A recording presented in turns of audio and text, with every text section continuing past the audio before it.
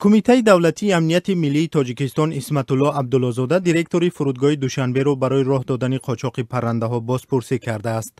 5 روز پیشتر از این ماموران کمیته انور سفرов کارمند خدمات گمرک در فرودگاه را با اتهام امکان دادن به قاچاق پرنده های نادر به امارات متحده عربی بازداشت کردند.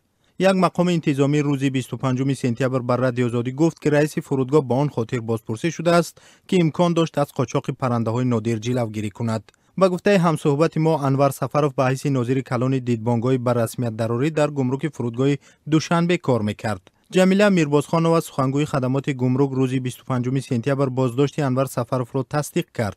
او گفت این کارمند گمرک با گمان راه دادن به قاچاق پرنده های نادر بازداشت شده است.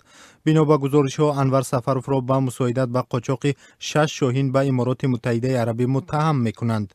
در کشورهای عربی شاهین محبوبیت زیاد دارد و این پرنده ها را برای شکار استفاده می کنند.